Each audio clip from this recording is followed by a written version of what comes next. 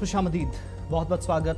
इस्तकबाल आप सभी का। 5 बज चुके हैं। प्रोग्राम 5 के पंच के साथ मैं हूं आसिफ रशीद। दुनिया भर की अहम तरीन खबरें या जम्मू कश्मीर और नई दिल्ली से बड़ी बातें, बड़ी खबरें आज इस प्रोग्राम के जरिए आप तक पहुंचेंगी। हर दिन की तरह तय फॉर्मेट के मुताबिक हम आगे बढ़ेंगे और 5 बजे तक जो बड़ी डेवलपमेंट्स रहती हैं, बड़ी खबरें रहती हैं, सियासी और साथ साथ अस्करी महाज पर सबसे ऊपर रहने वाले मौज़ूआत इस प्रोग्राम के जरिए डिस्कस हम करते हैं। और आज भी मुख्तलिफ मौज़ूआत हैं, एक एक करके उन पर बात आगे चलकर करेंगे। लेकिन तय फॉर्मेट के मुताबिक सबसे पहले बात उन 5 बड़ी खबरों की, यानी टॉप 5 में वो खबरें जो सबसे ज्यादा सुर्खियों में हैं और जिन खबरों पर सबसे ज्यादा सुबह से आपने हमारे सोशल मीडिया प्लेटफॉर्म्स का सहारा लेते हुए रद्द-ए-अमल जाहिर किया है। तो आगाज टॉप 5 के साथ करेंगे और सबसे पहली वो खबर जो आज सबसे ज्यादा पढ़ी, देखी जाने वाली या जिस पर सबसे ज्यादा रिएक्शंस दिए गए हैं। आज बात सबसे पहले दाऊद इब्राहिम की, क्योंकि इंतहाई मतलूब अंडरवर्ल्ड डॉन दाऊद इब्राहिम के हवाले से सोशल मीडिया पर पिछले 24 घंटों से काफी ज्यादा चर्चे हैं, बल्कि 20-22 घंटे हो गए हैं और यह दावा किया जा रहा है कि दाऊद को कराची पाकिस्तान में जहर दिया गया, जिसके बाद इसे अस्पताल में दाखिल कराया गया जहां इसकी हालत तशवीशनाक बताई गई।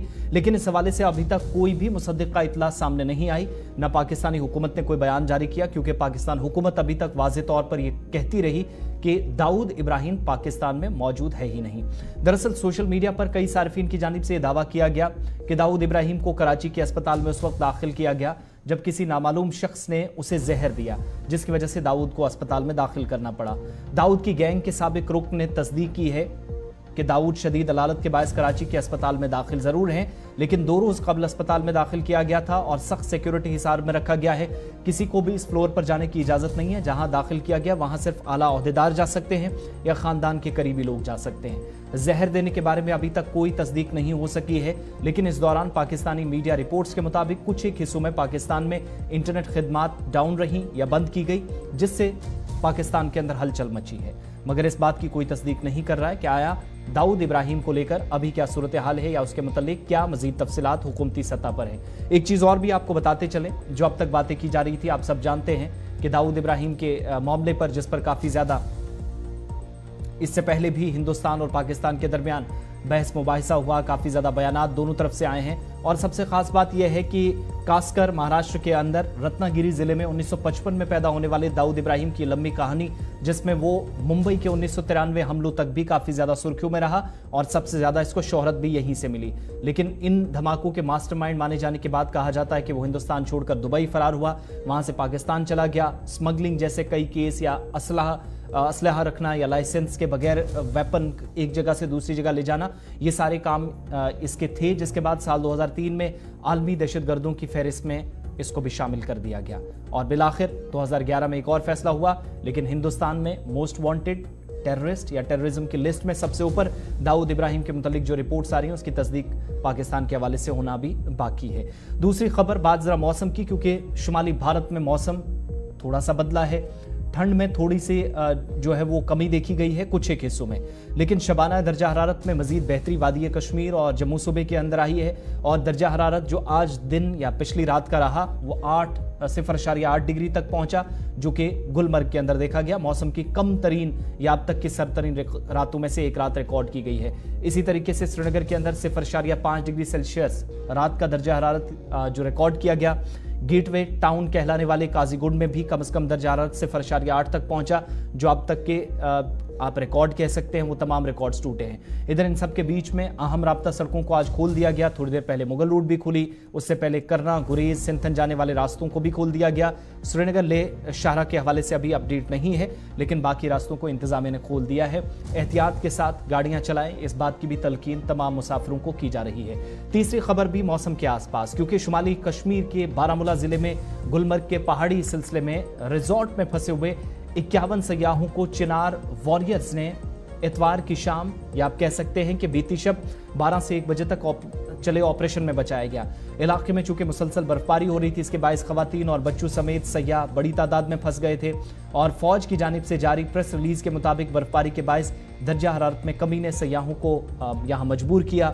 ठंड भी काफ़ी ज़्यादा थी और कई लोग जो पहली मरतबा आते हैं, ऑक्सीजन लेवल कम होने की वजह से भी कुछ को मुश्किलात आती हैं। इस दौरान स्लीपिंग बैग्स, गर्म खाना या जो मलबूसात थी वो भी फराहम फौज की जानिब से की गई।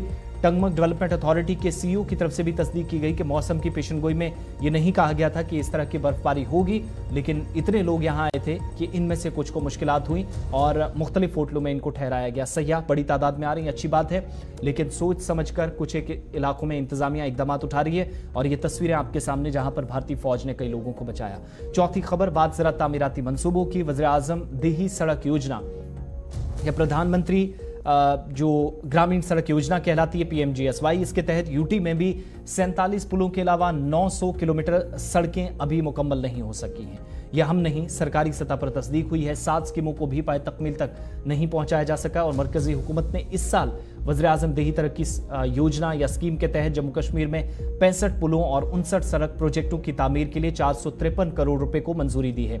इस सिलसिले में अपने हिस्से के तौर पर 8 करोड़ रुपए की पेश की रकम वागुजार कर दी गई है। ताहम PMGSY डोम के तहत या सेकंड फेज के तहत अभी तक कई एक प्रोजेक्ट हैं जो मुकम्मल करने बाकी हैं। महकमाना ज़राए ये भी बताता है कि मरकजी वजारत देही तरक्की के साथ मुनक्किदा गुज़श्ता मीटिंग में जो हवाला दिया गया है उसमें कहा गया कि मीटिंग में या मिनट्स ऑफ मीटिंग आप कह सकते हैं, जिसमें इस बात का मुशाहिदा हुआ कि जम्मू कश्मीर में PMGSY के पहले मरहले के तहत 360 सड़कों पर 894 किलोमीटर और PMGSY के जो दूसरा मरहला था उसके तहत 23 सड़कों पर 17 किलोमीटर के काम को मुकम्मल नहीं किया गया और वीडियो कॉन्फ्रेंसिंग पर तमाम अफसरान से जम्मू कश्मीर से ब्रीफिंग ली गई, उनने तफसीलात शेयर की, लेकिन साथ ही साथ इस बात की तस्दीक हो रही है कि 7 से 8 स्कीमें अभी तक मुकम्मल नहीं हो सकी और ये चूंकि वाइल्ड लाइफ या जंगलाती इलाकों से गुजर रही हैं, इन महकमों ने मंजूरी अभी तक नहीं दी है, जिसके बाद काम को मुकम्मल किया जाएगा। लेकिन अभी भी काफ़ी ज़्यादा काम है। 47 पुल, 900 के करीब सड़कें, अलग अलग हिस्सों को जोड़ने वाली इन सड़कों पर अभी तक काम होना बाकी है। 8 करोड़ लाख 24 रुपए की जो रकम है वो पेशगी में वागुजार करने की मंजूरी भी दे दी गई है, लेकिन सड़कें अभी बहुत सारी जगहों पर बनना है। कुछ एक जगहों में ब्लैक टॉपिंग का काम भी अभी मुकम्मल किया जाना बाकी है। टॉप 5 में बात गजा की भी आपको बताते हैं, क्योंकि गजा में फौरी और दीरपा जंगबंदी के लिए सलामती काउंसिल में एक और इजलास होने जा रहा है। आज फिर से करारदाद पेश की जाएगी। चंद रोज पहले अमेरिका ने गजा में जंगबंदी की करारदाद को वीटो कर दिया था। उसके बाद मुत्तहिदा अरब अमारात की जानिब से सिक्योरिटी काउंसिल में गजा में इंसानी बुनियादों पर फौरी जंगबंदी की करारदाद पर 15 से 13 अरकान ने हिमायत में वोट दिया था, जबकि बरतानिया गैर हाजिर रहा था। और उसके बाद UN में नायब अमेरिकी सफ़ीर रॉबर्ट वुड की तरफ से भी कहा गया था कि करारदाद का ड्राफ्ट गैर मुतवाजिन होने के अलावा हकीकत से हम आहंग नहीं है, इस करारदाद को किसी भी तरीके से सपोर्ट नहीं करेगा। दूसरा, जब रेजोल्यूशन लाया गया तो गजा में फौरी तौर पर सीज फायर हो, लोगों की जान बचाई जाए, उन तक सहायता पहुंचे, इमदाद पहुंचे, इसके लिए 193 वोटर्स या कह सकते हैं नेशंस ने वोट किया। 153 लोगों ने इसके हक में वोट किया, 10 लोग वोट देने के हक में नहीं थे, जिनमें अमेरिका, इजराइल और युगांडा भी शामिल थे, लेकिन इसके अलावा कुछ एक लोग गैर हाजिर रहे थे। अब जब यह करारदाद मंजूर हुई, कोशिशें हो रही हैं कि ठोस इकदाम उठाए जाएं। अब जब इकदाम उठाए जाएंगे तो क्या गजा के अंदर ये जो 72-73 दिनों से खून खराबा हो रहा है, मरने वालों की तादाद अब तक कुल मिलाकर 19,200 तक पहुंच गई है, ये रुकेगा या नहीं या इससे आगे बढ़ेगा, ये भी बहुत हद तक आज की मीटिंग तय करेगी। भारतीय वक्त के मुताबिक तकरीबन रात के 12 से 1 बजे के दरमियान करारदाद मंजूर की जाएगी। आलमी सतह पर अमन बहाल करने की जो कोशिशें हो रही हैं उस पर सब अपना रोल अदा करना चाह रहे हैं, लेकिन अभी तक इसमें कामयाबी नहीं मिल सकी है। ये तो टॉप 5 में बड़ी खबरें थी जो आपके सामने हमने रखी हैं। इसके बाद सीधा चलेंगे जम्मू कश्मीर, जहां पर जम्मू कश्मीर के मुतालिक खवातीन को रिजर्वेशन देने का बिल लोकसभा के बाद राज्यसभा में भी पास हो गया है। इस दौरान जम्मू कश्मीर के अंदर भी सियासी सरगर्मियां तेज हो गई हैं। जश्न भी एक तरफ, लेकिन दूसरी तरफ जम्मू में ऑल पार्टी मीटिंग का इनेकाद अमल में लाया गया। शिवसेना जम्मू कश्मीर का यूनिट काफी सरगर्म आज नजर आया और इनके साथ साथ सैनिक समाज पार्टी, शिवसेना जो उद्धव बाला साहब ठाकरे का ग्रुप है, इसके अलावा उनके साथ जो इस आज की मीटिंग की क़यादत सैनिक समाज की जिम्मेदारान कर रहे थे। मुख्तलिफ उमूर पर तबादला ख्याल हुआ। मीटिंग के बाद पुरअमन एहतजाज भी किया गया। अलामती एहतजाज था जिसमें यह दिखाने की कोशिश हुई कि जम्मू कश्मीर के अभी भी मुतालबात हैं। अगरचे 370 पर सुप्रीम कोर्ट का फैसला आ चुका है, लेकिन हकीकी मानों में कई मामलात ऐसे भी हैं जो ज़ेरे बहस हैं या ज़ेरे गौर हैं, जिन पर फौरी तौर पर तवज्जो देने की ज़रूरत है। इन सारे मामलात पर क्या आने वाले दिनों के अंदर काम होगा या नहीं, ये तो वक्त बताएगा। लेकिन जम्मू कश्मीर के अंदर जो आज सरगर्मियां देखी गई उसने तमाम लोगों को या तमाम जो अराकीन थे उनको एक प्लेटफॉर्म पर लाया है। और ऑल पार्टी मीटिंग जो शिवसेना ग्रुप जम्मू कश्मीर आप कह सकते हैं एक तरह से, और सैनिक समाज पार्टी की जानिब से क़यादत की जा रही थी, उन्होंने तमाम पार्टीज को यकजा करने की आज पहली कोशिश की है।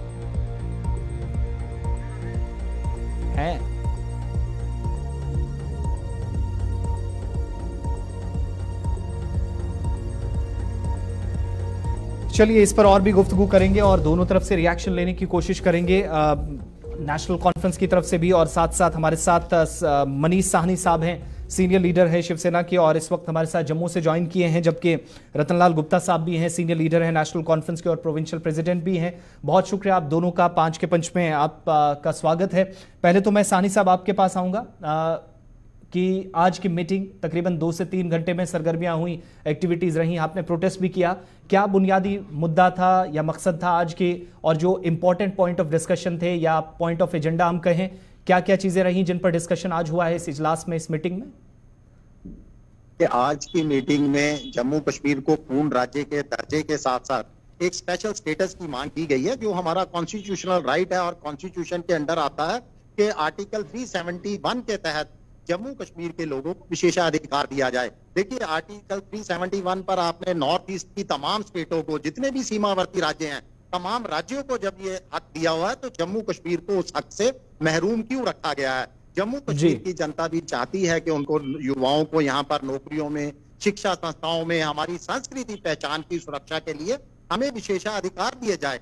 जो आज का ऐतिहासिक, जो आज की मीटिंग थी, वो स्पेशल जम्मू के इश्यूज को जो है इसके साथ हाईलाइट किया गया था। देखिए, जम्मू में जिसकी हमारी डोगरा संस्कृति पहचान को सुरक्षित रखने के लिए, पहचान को आगे प्रोत्साहित करने के लिए जम्मू दूरदर्शन चैनल हुआ करता था, जिसको लगभग जो है वो समाप्त कर दिया गया। हमारी मांग है कि जम्मू दूरदर्शन चैनल को शुरू किया जाए, क्योंकि हमारी डोगरा कला संस्कृति को एक दर्शाने के लिए एक बहुत बेहतरीन प्लेटफॉर्म था। इसके साथ साथ ही कश्मीरी माइग्रेंट, जो हमारे कश्मीरी हिंदू भाई हैं, पिछले 3.5 दशकों से है जम्मू के अंदर रह रहे हैं, उनकी घर वापसी करवाई जाए।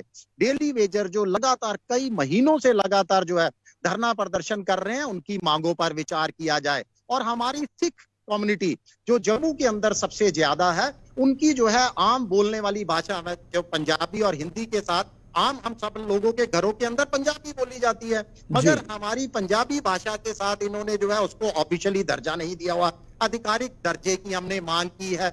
इसके साथ ही टोल से मुक्ति। देखिए, जम्मू के अंदर माता वैष्णो देवी का दरबार है, जो विश्व प्रसिद्ध दरबार है। यहाँ पर सड़क मार्ग से हजारों लाखों की तादाद में जो है श्रद्धालु आते हैं माता वैष्णो देवी के दर्शन करने के लिए, मगर जम्मू की सीमा में प्रवेश करने से लेकर कटरा तक जो है 3-3 टोल प्लाजा बना दिए गए हैं। तो इस टोल प्लाजा से हमें मुक्ति मिलनी चाहिए। इसके साथ साथ ही पीओजे के, वो भी, उनकी भी तादाद सबसे ज्यादा जम्मू संभाग के अंदर है। 16 से 17 लाख लोग हैं जो लगातार अपनी मांगों पर विचार कर रहे हैं, मगर उनकी मांगे जो है वो लगातार सरकार की तरफ से, प्रशासन की तरफ से नजरअंदाज की जाती हैं। इस 7 पॉइंट एजेंडे के साथ आज हमने मीटिंग का जो है शुरुआत की। कौन-कौन लोग थे आज सानी साहब जो इस मीटिंग का हिस्सा बने, और तमाम लोगों ने, सानी साहब कौन-कौन लोग थे जो आज इस मीटिंग का हिस्सा बने, और तमाम लोगों ने क्या इन सारे पॉइंट्स पर इत्तेफाक किया, सारे एक जगह स्टैंड कर रहे हैं? जी बिल्कुल। देखिए, 20 के करीब आसपास करीब जो है यहाँ पर अलग अलग संगठन थे, राजनीतिक दल थे, सामाजिक संगठन थे, एनजीओ थी, कई लोग, इंटेलेक्चुअल लोग थे, कई आए थे, जिन्होंने, तमाम लोगों ने, लगभग मैं तो कहूंगा तमाम लोगों ने जो है, जो हमारा एजेंडा था उस पर सहमति जताई है।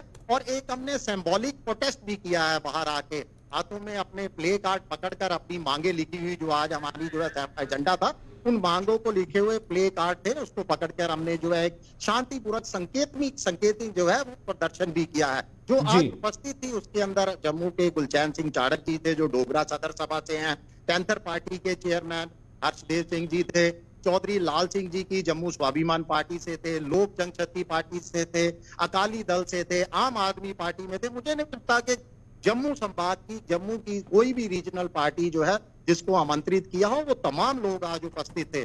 कई समाज सेवी यहाँ पर आए थे, कई बार से आए हुए थे, एडवोकेट थे, जिन्होंने बहुत अच्छे जो है अपने विचार रखे।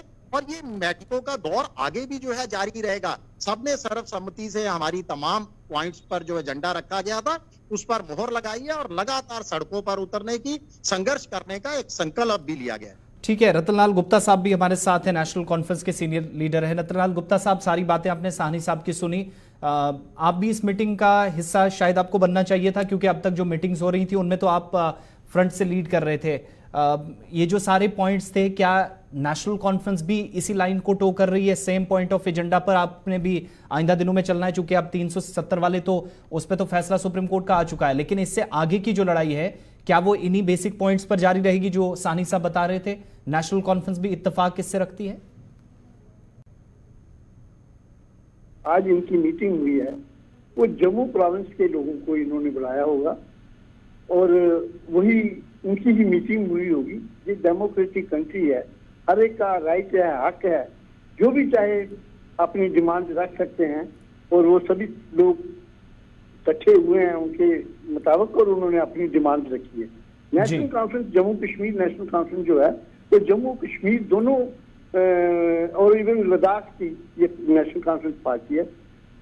जो प्रीमियर पॉलिटिकल पार्टीज हैं, मेन स्ट्रीम पार्टी जिसको आप कहते हैं, मसलन कांग्रेस नेशनल पार्टी है, जो नेशनल कॉन्फ्रेंस जो है रीजनल पार्टी है, इनको शायद बुलाया नहीं गया और ये क्योंकि जम्मू कश्मीर की बेस्ड पार्टी है, पूरे स्टेट की है, तो इसलिए शायद हमें नहीं बुलाया गया।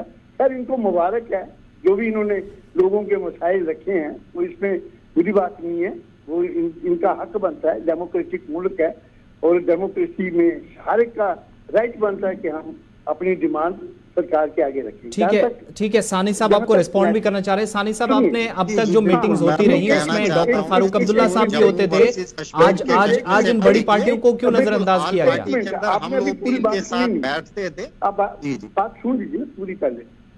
तो जहां तक आल पार्टीज का ताल्लुक था, वो जम्मू कश्मीर की जितनी पॉलिटिकल पार्टीज थी जिनकी सरबराही जनाब डॉक्टर फारूक अब्दुल्ला साहब करते थे, वो पार्टी थी और उनमें ये सानी साहब भी मेंबर थे, उसमें कोई वो दो राय नहीं है। बड़ी अच्छे चलता रहा सिस्टम, ऐसी नहीं बात, वो अपनी जगह की बात है।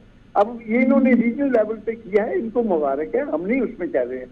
लेकिन जहां तक जनरल डिमांड्स का ताल्लुक है, मतलब रिफ्यूजी जो हमारे कश्मीरी पंडित भाई हैं, नेशनल कॉन्फ्रेंस तो चाहती है कि वो उसको कश्मीर के अंदर दोबारा वापस बुलाया जाए और डिग्निटी उनको वहां बसाया जाए। ये तो कोई नेशनल कॉन्फ्रेंस की हमेशा रही डिमांड रही है, स्टेट होल्ड भी रही है, डिमांड है नेशनल कॉन्फ्रेंस। लेकिन जहां तक 370 का ताल्लुक है, ऑनरेबल सुप्रीम कोर्ट ने इसका फैसला तो दिया है, लेकिन नेशनल कॉन्फ्रेंस इसको वापस लाने के लिए जो हम समझते हैं नेशनल कॉन्फ्रेंस समिति है, ये जम्मू कश्मीर के लोगों की आन बान शान शनाख्त थी और ये इनका मेन मुतालबा था। जम्मू कश्मीर के लोग चाहते हैं कि सब 370 जो है वो रहना। ठीक है, मैं जरा मनीष जी से एक जवाब ले लूं। मनीष जी, ये बड़ी पार्टियों से अलग होना या तो उनको बुलाया गया था आपकी तरफ से, आए नहीं, या जानबूझ करके कोई नए फ्रंट से आप लड़ाई शुरू करना चाह रहे हैं? मनीष जी, बिल्कुल कोई लड़ाई नहीं है हमारी आपस में। जम्मू कश्मीर एक रियासत है, बल्कि हम तो कहेंगे कि लेह लद्दाख भी जम्मू कश्मीर का हिस्सा होना चाहिए, पीओजे भी जम्मू कश्मीर का हिस्सा होना चाहिए। बिल्कुल हम ऑल पार्टी में इनके साथ बैठते हैं। नेशनल कॉन्फ्रेंस ये बात नहीं है कि भाई 370 जो है ये कोई ऑनरेबल सुप्रीम कोर्ट ने फैसला दिया है। मेन चीज थी कि जब हम ऑल पार्टीज के अंदर बैठते रहे हैं तो ये जम्मू के लोकल इश्यूज थे जो हमेशा ऑन हो जाते थे बड़ी बैठकों के अंदर, बड़ी पार्टियों के साथ मीटिंग करके। पीसफुल स्ट्रगल चलेगी। हम चाहते हैं ताकि आप कह रहे हैं 370, ऑनरेबल सुप्रीम कोर्ट ने 3 जजेस बेंच के 2 फैसले आए थे कि 370 जो है परमानेंट। तो ये थोड़ी बात है कि ये तो चलता है। अभी 5 जजेस ऑनरेबल जजेस का कॉन्स्टिट्यूशनल बेंच था, कल 7 का बैठ सकता है। हम अभी उसकी जजमेंट को अध्ययन कर रहे हैं, हमारे लीगल एक्सपर्ट्स उसको देख रहे हैं। हो सकता है हम कल को फिर इसके बारे में कोई सोचे, जो भी फैसला पार्टी चाहे करेंगे। लेकिन ये बात अगर कही जाए कि साहब ये सब कुछ है, डेमोक्रेसी है, आज पार्लियामेंट ने इसको 370 को हटाया है, कल खुदा न खास्ता हमारी हुकूमत आती है या दूसरी कोई हुकूमत आती है वो 370 को दोबारा लाती है, तो आप ये थोड़ी बात करेंगे। डेमोक्रेटिक मुल्क में कानून पार्लियामेंट बनाती है, कानून चेंज होते हैं, तब्दील होते हैं, रिवर्स होते हैं, ऐसी कोई बात नहीं है। तो एक वक्त चल रहा है, हम तो हमारा ये ताल्लुक है कि नेशनल कॉन्फ्रेंस जो है 370 की बहाली के लिए पूरा मुल्क स्ट्रगल करेगी, कर रही है, कानूनी भी करेगी और अपने तौर पर भी करेगी। लेकिन रतनलाल गुप्ता साहब, डॉक्टर फारूक अब्दुल्ला साहब अब तक सारी प्रोग्राम्स की, सारी मीटिंग्स की क़यादत कर रहे थे। आज ठीक है अगर मीटिंग में नहीं आए, लेकिन ये जो आप बात कर रहे हैं, बाकी जो मेंबर्स हैं जिनमें पर्टिकुलरली सानी साहब भी हैं, वो भी अब तक इस पर मुझे नहीं लगता वो इत्तेफाक रखते हैं। नहीं, देखिए आप मिक्स कर रहे हैं। ये जो आज जो चंद लोग मिले हैं, या चंद पार्टी ने जम्मू रीजन की बात करके जम्मू की बात की है, तो इनको राइट है, हक है यहाँ से डॉक्टर फारूक अब्दुल्ला साहब का ताल्लुक है, हमारी तो recognised political parties, national parties और जम्मू कश्मीर की जो पार्टीज हैं उनकी ये आज पार्टी मीटिंग थी। हमारी पिछले मीटिंगें अपने इलेक्शन कमीशन ऑफ इंडिया से मिले, दिल्ली में हम सब लोग मिले, यहाँ कई मीटिंगें के दौर चले, वो चल रहे हैं। अब ये जम्मू कश्मीर मुख्य मुल्क है, हम पहले मैंने कहा कि इनको हक है, ये चंद लोग, चंद पार्टी लोकल जम्मू की जो है, जम्मू रीजन की है, वो बैठे हैं, उन्होंने बात की है। ऑल पार्टीज कैसे हो गई? जो मेन पॉलिटिकल पार्टी में कांग्रेस है, कांग्रेस को आज नहीं थे, इसमें कोई पार्टिसिपेशन नहीं हुई, नेशनल कॉन्फ्रेंस थी, कोई पार्टिसिपेशन नहीं हुई। तो मेन स्ट्रीम पॉलिटिकल पार्टी जो है, अगर उसकी शमूलियत नहीं हुई तो आप कह रहे हैं ऑल पार्टीज है। मनीष जी जल्दी से रिस्पॉन्ड कीजिएगा, हमें तो कोई बताया, वो बुलाया ही नहीं गया, क्योंकि ये रीजनल पार्टीज है, नेशनल कॉन्फ्रेंस जम्मू कश्मीर लद्दाख की पार्टी है। मनीष जी, इनको ना बुलाने का जरा रीजन भी बता दीजिएगा, वो जवाब चाह रहे हैं। देखिए कोई ऐसा रीजन नहीं था, बिल्कुल हम ऑल पार्टीज के अंदर एक साथ बैठे रहे हैं, मगर जो कुछ कश्मीरी नेताओं की सुई, देखिए आप इनका भी देखिए, चंद लोग आए, चंद पार्टियां आई। ये जम्मू के अंदर का अगर कोई बैठक हो तो उसको चंद में क्यों, और कश्मीर में बैठक हो तो बहुत बड़ी बैठक हो गई। हमारी तरफ ये मशवरा भी है, मुझे, ये मेरे से बड़े हैं, बिल्कुल उम्र में भी, राजनीति में भी बड़े हैं, हमने उन पार्टियों को बुलाया गया जिनकी सुई धारा 370 पर अटकी हुई नहीं है, जो चाहते हैं 370 से आगे बढ़ा जाए। आज आप लेह लद्दाख को देखिए, वो 370 की मांग नहीं कर रहा, मगर अपने जनता के मुद्दों की मांग करता है, जनता के लिए। तो मनीष जी, ये मामला सिर्फ जम्मू में रहेंगे या होम मिनिस्ट्री तक भी आप जाएंगे? लद्दाख की क़यादत की तरह मुलाकात दिल्ली में भी होगी और बहुत जल्द कोई वक्त फाइनल किया जाए? बिल्कुल ये लड़ाई जारी रहेगी। अब दिल्ली के कानों तक अगर ये आवाज पहुंचती है तो हम दिल्ली तक भी जाएंगे, क्योंकि हमारा मकसद एक सुई पर अटकना हो नहीं है धारा 370 को लेकर। हमारा तमाम पार्टियां जो आज एकत्रित थी, उनका मकसद है जनता के मुद्दों को हल करना। बहुत बहुत शुक्रिया रतन लाल गुप्ता साहब, बहुत शुक्रिया। और सीनियर शिवसेना लीडर मनीष साहनी जी जम्मू से हमारे साथ, आप दोनों का बहुत शुक्रिया वक्त देने के लिए। बात हो रही थी आज की मीटिंग पे, और दोनों पार्टियां थोड़ी सी अलग अलग जरूर लाइन से हटती हुई नजर आ रही हैं, लेकिन फिर भी इस बहाने के सारे एक प्लेटफॉर्म पर हैं। मुद्दा और मकसद एक है, वजारत दाखिला से भी मुलाकात की बात कर रहे हैं। और प्रोग्राम में कुछ ही मिनट्स मेरे पास हैं, जरा मैं आपको अपडेट दे दूं मुगल रोड के हवाले से, क्योंकि अब जब बैक टू बैक मुतालबात हो रहे हैं, या फिर यूं आप कह सकते हैं जम्मू कश्मीर के अंदर इन दिनों मौसम जब बदला तो खराब मौसम के बीच हमने देखा कि तारीखी मुगल रोड बंद भी हुई, और अब से थोड़ी देर पहले मुगल रोड को दोबारा खोल दिया गया है। अहम तरीन खबर यह है कि जैसे ही मुगल रोड बंद तकरीबन 48 घंटों तक रही, उसके बाद फिर खुली। अब ये शायद आने वाले दिनों में 5-6 महीनों के लिए बंद हो। मरकज से टनल पर काम जल्द शुरू करने की मांग इलाके की आबादी कर रही है, और टनल दोनों खित्तों के अवाम के दरमियान एक जरूरी राबता है, जरूरी बनना है। मकामी आबादी ने मुतालबा किया। 2 रोज बाद मुगल शाहरा पर ट्रैफिक बहाल हो गया है, लेकिन टनल की जरूरत है, जिसकी मरकजी वजारत नितिन गडकरी साहब की क़यादत में जो काम कर रही है उनने पहले ही तस्दीक की है, ताकि दोनों खित्तों के अवाम के राबते बहाल हो और 12 महीने तक ये सिलसिलावार तरीके से गाड़ियों का सिलसिला हो, आमदो रफ्त का सिलसिला हो, वो जारी रहे। मुतालबा हो रहा है। खित्ता पीर पंचाल से ये मांग और भी जोर पकड़ती जा रही है। सबका आप एक बड़े इंपॉर्टेंट टॉपिक पे बात करते हैं। बेशतर मैं ये बताना चाहूँगा कि मुगल रोड शाहरा जो है वो हमेशा हमने बारखा जो है इसकी टनल की डिमांड की है। अभी जो है वो एग्ज़ाम का सेशन है, बहुत सारे स्टूडेंट्स जो हैं वो दरमादा मुसाफिरों की उस फहरिस्त में हैं। बहुत सारे मरीज़ जो हैं, क्योंकि जम्मू श्रीनगर हाईवे जो है वो भी बीच बीच में जो है बंद होती है, और पसियाँ गिराने से जो है रोड कई घंटों तक जो है वो मज़ीद बंद रहती है। हमारी आज भी जो है एलजी इंतज़ामिया से जो है यहाँ पे एक इमीडिएट डिमांड हमारी जो है वो लॉन्ग पेंडिंग डिमांड है। आज फिर हम उसको ये जो है वो डिमांड को हाईलाइट कर रहे हैं कि इस पे टनल की जो शुरुआत है, टनल के काम की शुरुआत जो है वो जल्द से जल्द होनी चाहिए। बदकिस्मती कौम के लिए, इलाके के लिए कि वो टनल नहीं बन सका, अदरवाइज उन्होंने सैंक्शन कराया था।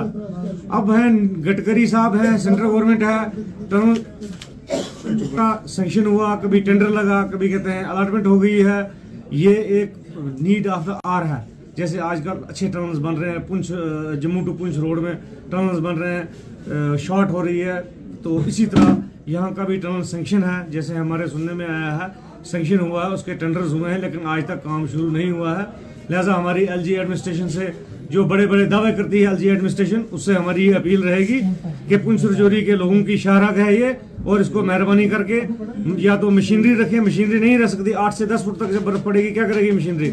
इस टनल की अशद जरूरत है, और ये वार फुटिंग पे जो है इसका काम स्टार्ट होना चाहिए, ताकि पुंछ और जोरी के लोग जो है, स्टूडेंट्स हैं, बीमार हैं, व्यापारी हैं, बिजनेस हैं, टूरिस्ट हैं, जो भी जिस तबके से भी ताल्लुक रखते हैं, वो मुस्तफीद हों।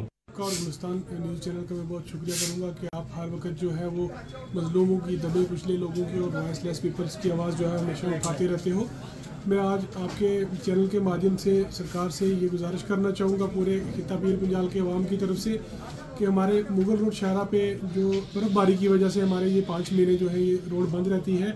इस रोड के बंद होने से हमारे जितने स्टूडेंट्स हैं, जितने हमारे पेशेंट हैं या एम्प्लॉइज़ लोग हैं या जो लेबर तबका से भी लोग हमारे जो है जाते हैं मजदूरी वगैरह करने के लिए, उन लोगों को बड़ी दुश्वारियों का सामना करना पड़ता है। हालांकि सरकार ने जो है वो पिछले 3-4 साल से अगर देखा जाए तो काफ़ी दावे किए कि यहाँ पे जल्दी ही टनल का काम शुरू किया जाएगा। जैसे कि अब कल बारिश को उतनी ज़्यादा बर्फबारी नहीं हुई है, एडमिनिस्ट्रेशन अगर चाहे तो इसको खोल सकती है, लेकिन आप देखें कि अभी वो बंद है। तो अगर मुगल रोड बंद रहेगी तो इसकी वजह से ये है कि जितने भी तालिब इल्म हैं उनकी पढ़ाई पे सख्त असरात मुरतब होंगे। इसके अलावा जो लोग बीमार हैं उनके इलाज मुआवजा में थोड़ी परेशानी रहेगी। तो इंतज़ामिया से मखसूसन चलिए 5 के पंच पे मेरे साथ इतना ही। इसके बाद छोटे से ब्रेक होगा। ब्रेक के उस पार आप प्रोग्राम ग्राउंड रिपोर्ट देखेंगे, लेकिन दीगर मामलात, खबरों, तज्ज़िया और तबसरों के लिए भी आप गुलिस्तान न्यूज़ देखते रहें।